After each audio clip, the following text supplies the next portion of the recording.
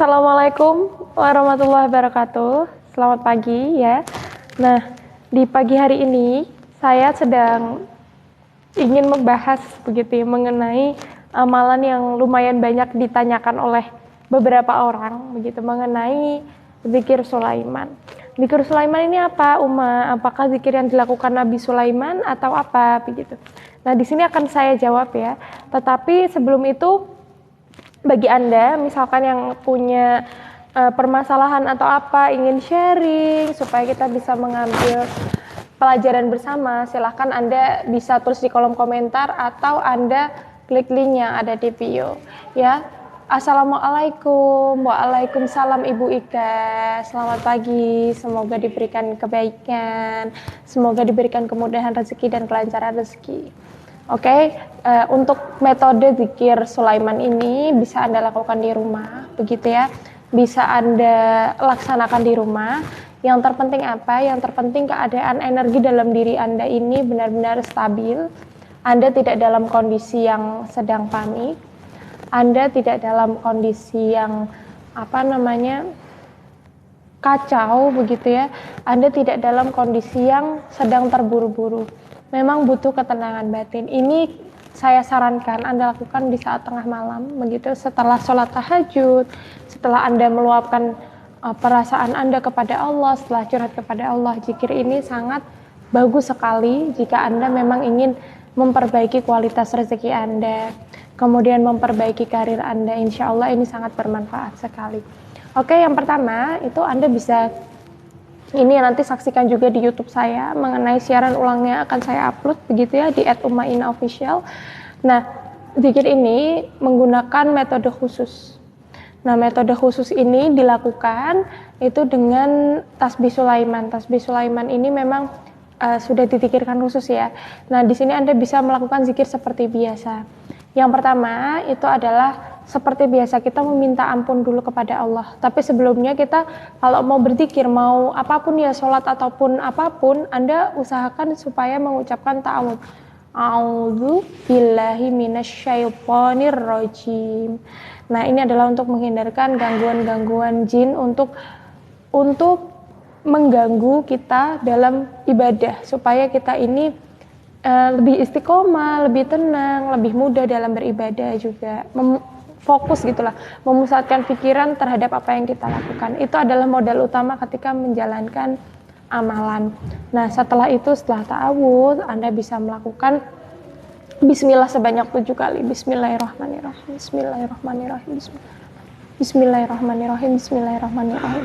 Nah, ini bisa 7 kali dilakukan. Setelah itu, umumnya sebelum kita meminta kepada Allah adalah kita memohon ampun, begitu. Memohon ampun kepada Allah atas apa yang menjadi dosa kita di hari ini, hari kemarin, dan apa yang akan menjadi dosa kita. Simpel sekali, ya Allah, saya meminta ampunanmu. Nah, kalau misalkan sudah seperti itu, Anda sudah dalam hati, lalu lanjutkan dengan ucapan istighfar ya, astagfirullahaladzim, astagfirullahaladzim. Itu sebanyak 33 kali atau 1 putaran tasbih. Anda bisa lakukan ya. Nah, kemudian ini tasbih yang saya pakai, ini tasbih Sulaiman ya. Nah, kemudian Anda ucapkan astagfirullah, astagfirullah sampai 33 kali. Kemudian ketika sudah meminta maaf kepada Allah atas apa dosa kita, memohon ampun, apa yang harus dilakukan selanjutnya? Mensyukuri nikmat yang diberikan oleh Allah. Kalau misalkan Anda ingin mensyukuri nikmat yang diberikan oleh Allah, ucapkanlah, ya Allah, terima kasih atas hidup yang Engkau berikan dan kesempatan hamba menjadi manusia. Ataupun semacamnya lah, bagaimana bentuk Anda bersyukur. Kemudian ucapkanlah alhamdulillah. Alhamdulillah ini 33 kali. Memang ya, zikir ini tampak seperti zikir yang biasa dilakukan sepele, tetapi memang niatnya berbeda, dan juga sarana yang digunakan berbeda, dan juga pusat energi yang Anda gunakan ini berbeda. Ini untuk mengasah magnet rezeki dalam diri Anda. Nah, kemudian kalau misalkan Anda sudah mengucapkan hamdalah itu sebanyak 33 kali atau 1 putaran, Anda bisa lanjutkan kembali. Kita sudah memohon ampun kepada Allah, sudah bersyukur atas apa yang diberikan. Kemudian zikir selanjutnya adalah mengakui keesaan Allah, yaitu dengan apa? Bacaan la ilaha illallah, la ilaha illallah sebanyak 33 kali. Mungkin ini Anda berpikir saat ini ya, oh ini zikir biasa yang biasa saya lakukan. Iya betul, tetapi apakah niat Anda dan tata cara Anda ini sudah benar, begitu ya? Akan lebih baik kalau misalkan niat Anda mulai Anda tata, energi Anda mulai Anda perbaiki. Kenapa? Karena amalan semudah ini pun, kalau misalkan Anda tidak istiqomah, niat Anda tidak benar, ataupun Anda hanya berpusat pada duniawi saja, ini tentu saja zikir seperti ini itu akan sedikit maknanya, tidak maksimal, begitu ya. Selanjutnya, kalau misalkan Anda sudah mengakui keesaan Allah, maka akuilah kebesaran Allah. Ya, Anda mengucapkan takbir, Allahu Akbar, Allahu Akbar. Ini biasa Anda sebutkan dalam sholat, bukan? Nah, tapi kalau misalkan ini merupakan tanda Anda sebagai seorang hamba membesarkan Allah, begitu ya. Allah itu kalau misalkan kita berdoa akan lebih suka ketika kita memujinya, mengakui kebesarannya. Meskipun ya Allah itu tidak butuh pujian dari kita, tuh sebenarnya tidak butuh. Beliau sudah Allah Subhanahu wa taala ini adalah Tuhan semesta alam yang sudah besar tanpa kita puji, tapi tetap kita sebagai manusia harus memuji Allah, begitu. Allahu Akbar, Allahu Akbar, Allahu Akbar, sebanyak 1 kali putaran tasbih. Kalau sudah seperti itu, silakan lanjutkan dengan, kalau misalkan kita tadi sudah istighfar, kita sudah alhamdulillah, kita mengakui kenikmatan yang Allah berikan. Selanjutnya kita sudah mengakui keesaan Allah melalui tauhid, la ilaha illallah. Kita sudah mengakui kebesaran Allah melalui takbir, Allahu Akbar. Lalu selanjutnya adalah kita mengakui bahwa Allah itu maha suci. Makanya di sini saya breakdown ya, itu tentang makna-makna selama ini sebenarnya apa sih zikir yang Anda lakukan. Karena kalau Anda tidak memahami inti dari sebuah amalan, tidak memahami inti dari apa yang Anda kerjakan, maka semuanya akan percuma. Begitu ya.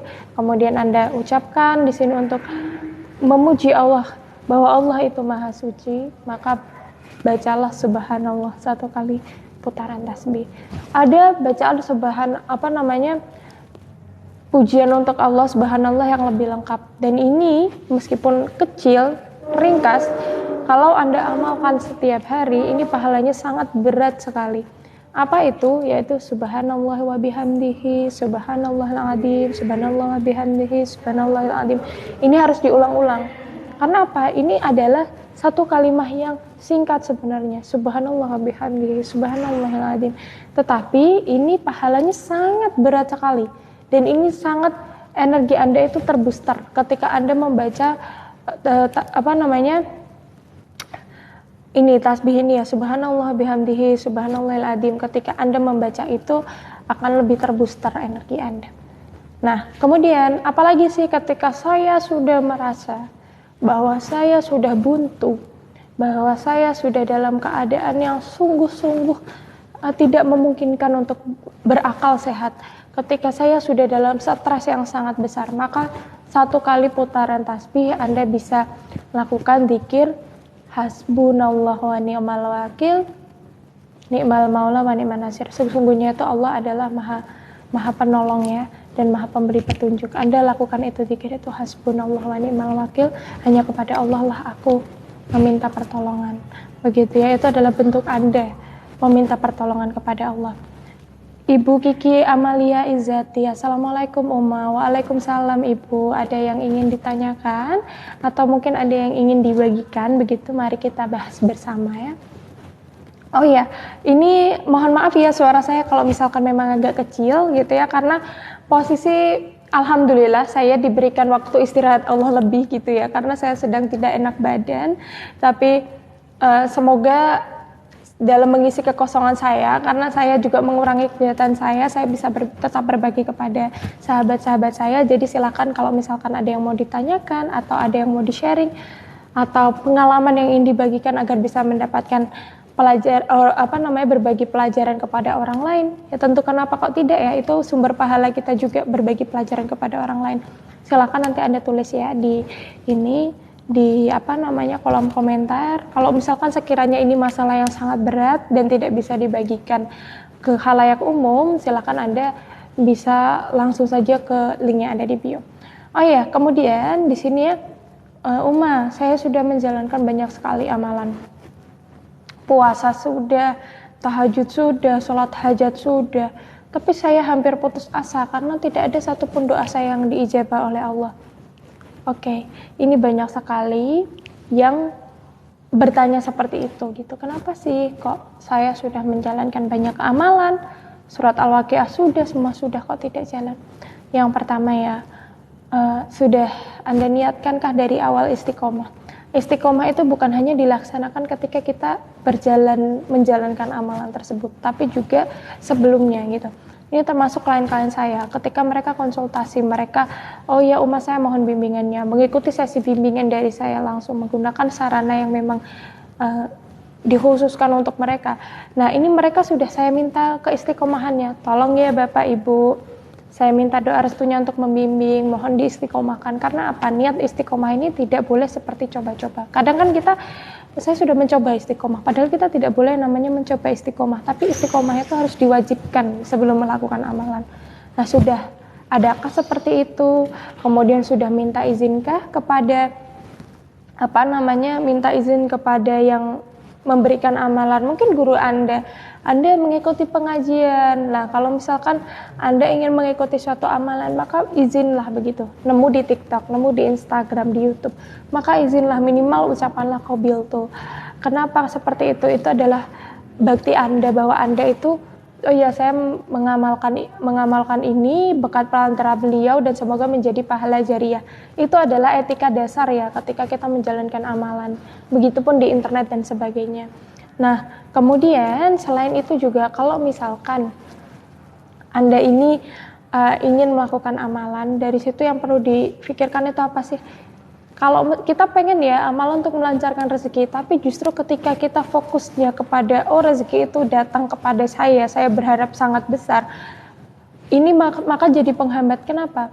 Karena kalau misalkan Anda mengamalkan amalan, dunia itu sebenarnya itu harus sudah saya tawakal kepada Allah, saya menjalankan amalan ini fungsinya untuk mendekatkan diri kepada Allah, supaya apa yang saya inginkan itu bisa sampai, ataupun supaya apa yang saya harapkan Allah ini, saya percaya sekali sangat mengerti apa kebutuhan saya. Di sini adalah bentuknya tawakal Anda. Ketika Anda tawakal seperti itu, jangankan apa yang Anda hajatkan, apa yang Anda tidak tahu, mudarat, bahaya, semuanya akan dijauhkan oleh Allah, insya Allah ya. Jadi pertama-tama itu jangan ketika Anda melakukan amalan, lah saya melakukan ini supaya uang saya banyak, tidak seperti itu caranya. Tapi serahkanlah kepada Allah, ya Allah saya ikhlas. Itulah bentuk ujian Allah, begitu loh. Ketika Anda sudah di awal ikhlas, sudah di awal sudah tawakal, Anda sudah berjanji istiqomah kepada Allah, disitulah letak kemudahan amalan yang akan Anda lakukan. Kemudian untuk Bu Kiki Amalia ya, di sini ada pertanyaan, untuk amalan dan bimbingan dari Uma Ina ini seperti apa? Untuk seperti apanya, saya biasanya membimbing tergantung dengan permasalahan klien ya, tentunya satu dan yang lainnya tidak sama. Ada permasalahan rumah tangga, rezeki, bisnis, usaha, itu saya insya Allah bisa bantu, tetapi memang di sini butuh concernnya tuh seperti apa, letak permasalahannya tuh seperti apa. Dan tidak hanya ketika mereka membutuhkan saya kasih amalan atau sarana, tidak, tetapi memang ada proses bimbingan, dan di situ memang kita itu harus saling percaya satu sama lain. Begitu. Nah dari sini dibutuhkan yang namanya, oh ini letak permasalahannya di sini. Apakah ini permasalahannya logis atau tidak logis? Nanti kita breakdown seperti itu melalui sesi konsultasi. Nah baru setelah itu nantinya akan dibimbing. Ketika Anda memang membutuhkan tingkat energi segini misalkan ya. Nah di situ akan coba saya wiridkan khusus, saya dikirkan khusus di situ, dan sesuai hajat Anda seperti apa. Ingat saya ini bukan Tuhan ya, saya hanya membantu membimbing Anda begitu ya. Nah, di sini setelah itu akan ada proses penyelarasan energi, dan dari situ kita tahu nih, oh resep amalannya ternyata orang yang tepat nih segini. Nah, ini menjawab poin saya selanjutnya ya. Kalau misalkan Anda menjalankan asal-asalan amalan tanpa tahu juntrungannya, tanpa tahu ininya, belum tentu amalan tersebut cocok untuk Anda. Karena sejujurnya amalan yang dibutuhkan satu orang dengan yang lainnya ini tidak sama, tergantung tingkat permasalahannya. Sama halnya ketika Anda minum obat, tentu tidak sama antara obat orang yang sakit kepala dengan orang sakit perut. Tentu tidak sama orang yang terkena sakit karena bakteri ataupun virus. Ini kan beda sekali ya. Nah seperti itu juga amalan, tidak sama. Anda mungkin di sini ada amalan universal ya, amalan mendatangkan uang, amalan magnet rezeki. Nah, amalan-amalan universal itu memang mudah untuk dilaksanakan siapapun. Tapi ya memang tingkat kesabarannya justru harus lebih tinggi, istiqomahnya harus lebih tinggi. Karena apa? Ketika kita meminta, ketika kita berdoa, ketika kita menginginkan suatu hajat, maka yang terpenting itu adalah bahwa hajat itu harus diucapkan jelas, tujuannya jelas. Ini kenapa dalam sesi bimbingan saya itu selalu mencari lebih lanjut apa sih yang dibutuhkan orang ini gitu. Harus seperti apa sih komposisi doanya. Nah, seperti itu. Nah, ini kalau misalkan Anda memang nanti ingin bimbingan atau apa, silahkan Anda ini ya, klik link yang ada di bio, ataupun kalau misalkan Anda merasa kesulitan dalam menjalankan amalan tertentu, Anda bisa coba tanyakan kepada asisten saya, minta janji konsultasi dengan saya, yuk kita ngobrol langsung. Atau Anda bisa saksikan live saya setiap pagi jam 10 ya, insya Allah saya akan selalu live, dan di sini nanti kita bisa sharing begitu. Oh iya, kemudian apalagi sih yang harus dilaksanakan Uma ketika kita ingin amalan kita ini berhasil? Kalau misalkan Anda ingin seperti itu, amalan Anda berhasil, maka yang harus dilakukan ini adalah tadi yang pertama ya, istiqomah dari awal, ya kan? Kemudian kita tawakal dari awal, berserah dari awal, begitu kan? Kemudian mengikuti adab atau etika amalan untuk meminta izin kepada yang memberikan amalan dan sebagainya. Kemudian selanjutnya adalah Anda tidak dalam keadaan terburu-buru. Tapi kan masalah saya setumpuk. Masa saya nggak boleh terburu-buru sih dalam menjalankan amalan? Saya maunya selesai. Perlu lagi kita ingat ya, Bapak, Ibu, semuanya sahabat saya, perlu lagi kita ingat, kita ini posisinya apa sih di dunia? Sebagai hamba atau sebagai Tuhan? Kenapa kita seakan memburu-buru, kita memaksa Tuhan, sedangkan Tuhan lebih tahu seperti apa kemampuan kita, Tuhan lebih tahu waktu yang tepat untuk kita. Begitu ya. Nah, kalau misalkan Anda berdoa dengan terburu-buru, hanya merusak energi Anda, merusak keistimewahan Anda, dan hanya menjadi pintu untuk jin membisikkan bahwa Tuhanmu tidak menyayangimu, padahal sebaliknya. Seperti kasus saya analogikan ya, saya merasa lebih mudah untuk menyampaikannya melalui analogi. Kita berangkat kerja, telat karena kita kebangun siang, begitu ya. Kita sudah menyalahkan keadaan, aduh padahal saya ada meeting penting hari ini dan sebagainya, menyalahkan keadaan, begitu ya. Sampai kantor kita dimarahin bos, begitu. Kemudian coba jadi tadi saya nggak bangun telat dan gimana, masih menyalahkan keadaan, ya kan? Padahal kita tidak tahu kalau misalkan seandainya waktu itu kita berangkat tepat waktu, mungkin saja kita terlibat kecelakaan. Padahal satu poinnya, poin positifnya ketika kita berangkat telat itu, kita sudah dihindarkan dari kecelakaan yang tragis. Coba Anda pernah nggak berpikir kemungkinan seperti itu? Kemungkinan saja. Yang lain ya, misalkan contohnya Anda mau makan satu makanan begitu, tapi tiba-tiba makanan itu terjatuh di tengah jalan. Anda sudah kayak mengucapkan sumpah serapah ya. Saya pernah mendengarkan orang itu makanannya tiba-tiba jatuh karena kesandung, kemudian sumpah serapah. Ya ampun, nih dasar sialan dan sebagainya. Na'udzubillah min dzalik, ya astagfirullahaladzim. Semoga tidak terjadi kepada Anda. Nah, di sini ketika Anda sudah sumpah serapah, Anda tidak tahu ketika makanan itu tidak terjatuh dan mungkin saja Anda makan, ternyata makanan itu mendatangkan efek buruk untuk tubuh Anda. Anda tidak tahu. Begitu. Hal-hal yang seperti itu disembunyikan oleh Allah. Kenapa? Karena supaya kita tidak mengalami yang namanya kecemasan berlebih, begitu. Manusia sama halnya ya, ini untuk Anda yang masih suka gimana ya masa depan saya, datang ke peramal atau apa, ini na'udzubillah sekali ya, dosanya sangat besar, begitu. Karena takdir ya, qadar dan qada itu hanya Allah yang tahu. Ketika Anda meminta ramalan, meminta saya mau diramal begitu ya, ataupun apa, mohon maaf ini saya selalu menolak karena apa, ini di luar ranah saya sebagai manusia, begitu. Meskipun saya menguasai ilmu hikmah, meskipun saya menguasai ilmu energi, cuman hal-hal seperti itu dihindari, tidak boleh ya. Na'udzubillah, dosanya besar sekali. Anda bertanya, bukan hanya kepada saya, kepada siapapun. Datang ke paranormal, peramal, ahli nujum, Anda meminta untuk kartu tarot dan sebagainya, bagaimana nasib saya. Tidak boleh. Pertanyaannya adalah, ketika nanti Anda sudah tahu nasib Anda ke depannya seperti apa, apakah Anda yakin Anda akan siap untuk hal itu? begitu. Apa yang akan Anda lakukan begitu? Malah rata-rata itu ya menurut riwayat ya Rasulullah SAW itu pernah ada kasus di mana pernah ada cerita bahwa salah satu sahabat itu bertanya, apa yang terjadi mengenai mimpi saya, bagaimana masa depan saya. Rasulullah itu marah begitu. Di situ Rasulullah marah bahwa engkau itu tidak tahu apa yang akan engkau lakukan. Andaikan masa depanmu baik, lalu engkau akan bermalas-malasan di hari ini, justru masa depanmu akan jauh di kemudian hari. Begitu, karena kita lupa bahwa takdir itu Allah yang berhak. Bisa saja Allah mengubah takdir itu.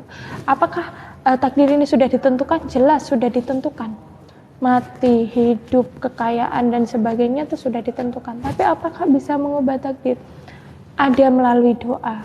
Kalau doa Anda benar, doa Anda tepat, doa Anda setulus hati, mungkin dengan kuasa bukan mungkin lagi ya, dengan kuasa Allah gitu ya. Kun fayakun, apapun bisa dilakukan. Begitu, bukan menghindari takdir, bukan, tetapi kita meminta kelonggaran takdir seperti itu. Untuk kita jangan hanya mempersiapkan diri untuk takdir baik saja, tapi juga takdir buruk. Begitu ya, kalau misalkan Anda melakukan amalan, maka sebaiknya tetap dijaga itu hatinya, supaya oh ya tetap tawadu, tetap istiqomah seperti itu. Ya, sebelumnya saya tinggal sebentar ya, saya mau ambil minum sebentar, mohon maaf. Ini suara saya sudah mulai menghilang ya. Mohon tunggu sebentar ya.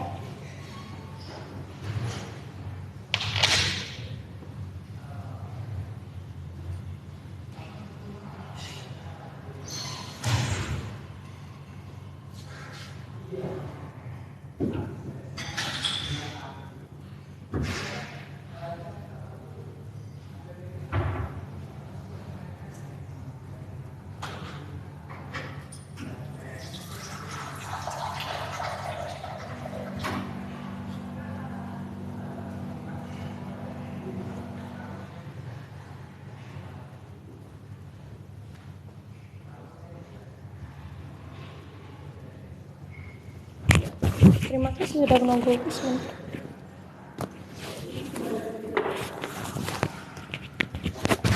Oh iya, begini ya, kalau misalkan memang Anda merasa kesulitan untuk menjalankan amalan atau menentukan amalan mana sih yang sesuai, silakan Anda bisa klik link yang ada di bio. Nanti kita breakdown bagaimana kebutuhan energi Anda, bagaimana kebutuhan amalan Anda, dan bagaimana sekiranya hal yang harus dilakukan gitu ya. Karena kita tuh melakukan usaha gitu, penting sekali untuk melakukan usaha lahir dan batin. Usaha batin ini ya doa Anda, kemudian dari diri Anda dalam membersihkan energi aura Anda, kemudian juga amalan yang memang sesuai untuk Anda begitu. Karena satu orang dan orang lainnya ini menjawab pertanyaan dari Bapak Mario, amalan apa sih untuk menarik rezeki, banyak sekali di internet. Banyak sekali, di VT saya juga ada. Tapi apakah itu sesuai untuk Anda? Kita tidak tahu ya. Karena bagaimana permasalahan Bapak Mario ini atau apa, itu tuh amalan itu seperti halnya obat. Seperti saya sebutkan tadi, kalau misalkan Anda ingin menentukan amalan yang tepat untuk Anda, ketahui dulu permasalahan Anda, ketahui dulu problem Anda seperti apa, ketahui tingkat energi Anda seperti apa, dan yang pertama tadi langkah-langkahnya apa? Perlunya istiqomah dari awal, perlunya niat yang kuat, perlunya usaha lahir dan batin. Anda sudah berdoa nih, tapi Anda usaha lahirnya misalkan Anda masih malas-malasan, tidak mau kerja, ya ini sama aja bohong ya. Karena kan gimana Allah memberikan datangnya, apakah langsung hujan duit atau apa? Ini kan nggak mungkin ya. Tapi kun fayakun sih Allah Subhanahu Wa Taala seperti. Tapi Allah menyukai orang yang berusaha begitu. Jadi melalui usaha disalurkan rezeki kepada kita. Itu namanya usaha lahir dan batin. Mungkin Anda sudah melakukan amalan nih, tapi Anda masih malas untuk bekerja, malas untuk improve kemampuan Anda dalam menarik rezeki. Ya ini sama saja Anda berharap, oh saya ingin ada hujan berlian datang gitu. Nah ini kan sudah kenapa kok saya juga menyebutkan bahwa untuk Anda ya, orang-orang yang lagi-lagi terjebak masalah, mohon maaf, ada seperti uang goib dan yang lainnya, tolong ini dihindari, ini sangat tidak mungkin. Saya tuh orang yang sangat menentang adanya uang goib gitu ya. Ini sama saja mohon maaf, orang yang tertipu dengan uang goib ini kan sudah hayal sekali gitu. Semua amalan, semua tingkat ini bisa diusahakan, tapi kalau sudah namanya uang goib ini sudah tidak ada sanadnya, tidak ada yang namanya hukumnya, seperti itu sudah haram ini ya. Berharap kepada selain Allah Subhanahu wa taala, dan jangan sampai tertipu lah intinya. Mario Joko istilahnya diijazahkan. Iya betul sekali Bapak Mario. Jadi kalau misalkan kita diijazahkan kepada guru, tetap ya kita harus meminta izin kepada gurunya. Dan ini tentu saja ya, Anda harus memilih amalan yang tepat begitu. Amalan yang tepatnya seperti apa ya, tergantung dengan masalah Anda seperti apa gitu. Seperti halnya obat tadi ya, Anda tidak mungkin meminta obat atau Anda tidak mungkin meminta amalan kalau tidak sesuai dengan diri Anda. Begitu. Kalau misalkan Anda sakit kepala dikasih obat sakit perut juga ini tidak nyambung ya, seperti itu. Amalan pun seperti itu, kelihatannya baik, kelihatan ini, tapi belum tentu seperti itu ya. Bahkan ada beberapa amalan yang ketika dilaksanakan tidak dengan cara yang tepat, berlebihan, ini mendatangkan jin, ada seperti itu. Ada amalan yang diselimurkan ya, mohon maaf sekali, banyak sekali ahli-ahli supranatural yang saya lihat di internet, di TikTok, tapi ternyata mereka menyebarkan amalan ini tidak sesuai dengan ajaran Islam begitu, tidak sesuai dengan ilmu Islam, tidak sesuai dengan, sudah keluarlah ini harus ada puasa muti dan sebagainya. Nah ini kan puasa muti tidak ada dalam ajaran Islam, bahkan di kitab mazhab Islam sekalipun. Kalau misalkan Anda mau mencari amalan, mungkin yang paling mudah untuk Anda lakukan adalah benahi dulu ibadah wajib Anda. Jangan Anda yang sunnah-sunnah Anda kerjakan, yang ini Anda kerjakan, tapi wajib Anda masih berantakan. Itu tidak akan terbaca oleh Allah. Maksudnya Allah tahu, tapi itu kayak gini loh, sudah ada di dalam Al-Quran maupun di dalam hadis ya, bahwa ketika Anda di akhirat pun, amalan yang paling diterima duluan itu adalah sholat. Ketika Anda sholat yang wajib masih bolong-bolong, Anda melaksanakan amalan-amalan yang lain. Ketika Anda terburu-buru sholat wajib, kalau orang Jawa itu istilahnya selak ngelakoni amalan ini gitu, atau Anda keburu-buru sholat wajib tidak khusyuk demi menjalankan amalan-amalan ini. Nah ini juga salah kaprah seperti itu. Maka paling benar adalah benahi dulu ibadah Anda. Ibadah Anda wajib, baru Anda menjalankan amalan-amalan ini. Karena kalau misalkan insya Allah ibadah wajib Anda tertata, Anda sudah menyerahkan urusan dunia kepada Allah, sambil Anda berusaha, itu amalan-amalan lain akan sangat gampang untuk diikuti. Tidak usah amalan yang susah-susah, amalan mudah pun bisa dilaksanakan dan mendatangkan yang namanya fadilah. Yang perlu dimaksimalkan di sini adalah keefektifan amalan kan. Banyak orang yang menjalankan amalan susah-susah, puasa sampai 40 hari, kemudian membaca surat ini 1000 kali dan sebagainya, tapi nyatanya banyak yang tidak berhasil juga. Karena apa? Niatnya ini sudah beda begitu. Nah saya rasa ini sekian dulu ya. Ini kita sudah ini sekali lagi untuk Bapak Mario ya, sekalian biar tuntas. Biasanya kalau manusia menjalankan sholat wajib justru akan sadar neng dalam pikirannya ganti pasrah. Belum tentu Bapak, belum tentu. Saya punya banyak klien begitu ya, mereka sholat wajib itu tuh rata-rata seperti begini. Saya itu sholat wajib, saya menjalankan sholat wajib begitu ya, dalam keadaan sholat wajib, dan ternyata mereka pun jujur kepada saya, curhat kepada saya. Dalam hati mereka ketika mereka menjalankan sholat wajib itu banyak sekali keraguan yang muncul. Nah dari situ saya tidak menyalahkan sholat wajibnya, tidak ya, tapi tingkat orang untuk istiqomah atau tingkat orang untuk khusyuk ini berbeda-beda. Saya pun tidak bisa khusyuk dalam sholat wajib begitu. Terkadang juga masih ada pikiran-pikiran lain. Bahkan ketika sholat, terkadang kita ada ingat tiba-tiba hal yang kita lupakan ini muncul atau apa. Ini kita tidak bisa samaratakan antara satu orang dan orang lainnya. Ketika iman Anda sudah bisa sholat wajib dan bisa istiqomah, itu Masya Allah sekali. Pahalanya ininya akan yang namanya Anda bisa mengikuti semuanya. Betul sekali Bapak Mari, sadar orang bermasalah mendunia, amalan-amalan tadi jadi lali. Benar Bapak, kalau misalkan kita sadar antara kita nggak ngejar amalan dunia, ini tuh amalan-amalan tadi akan lebih mudah begitu.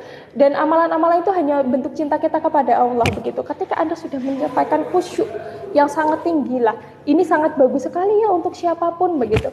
Ini akan bagus sekali untuk baik tingkat rohaniah, mempengaruhi nur Anda sebagai manusia, mempengaruhi energi Anda. Ini akan sangat bagus sekali ketika Anda bisa khusyuk. Tapi mencapai kekhusyuan ini sangat sulit. Begitu. Saya pun mengakui ya, saya mencapai kekhusyuan sholat itu sangat sulit. Terkadang juga ada pikiran-pikiran yang membuat saya harus sujud syahwi ketika itu. Ada seperti itu. Jadi memang ya, makanya kita kalau misalkan mau menjalankan amalan sunnah seperti yang saya ucapkan, yuk kita coba perbaiki tingkat khusyuk kita dalam sholat. Bagaimana sih kita tahu tingkat khusyuk kita dalam sholat? Dilihat dulu. Caranya adalah, ini tips dari saya yang biasa saya lakukan. Untuk Anda semua gitu, Anda coba sholat itu seakan-akan itu di kanan dan kiri Anda itu surga atau neraka. Jadi Anda coba ketika Anda memposisikan diri seperti itu, berarti Anda sholat itu seakan-akan di antara surga dan neraka. Ketika Anda lupa sedikit, mungkin Anda bisa jatuh ke neraka. Dan itu butuh latihan bertahun-tahun untuk mengetahui itu ya. Kemudian kalau misalkan cara biar istiqomah itu gimana? Diniatkan dari awal. Jadi dari awal Anda sudah niat istiqomah, tidak Anda coba jalankan, Anda coba-coba amalan, oh saya nggak bisa istiqomah amalan ini nih, ganti amalan lain dan sebagainya, ini hanya merusak energi Anda. Saya rasa sekian dulu, terima kasih ya. Semoga kita bisa berdiskusi lain kali setiap jam 10 pagi insya Allah, kecuali hari Minggu. Semoga bermanfaat. Wassalamualaikum warahmatullahi wabarakatuh.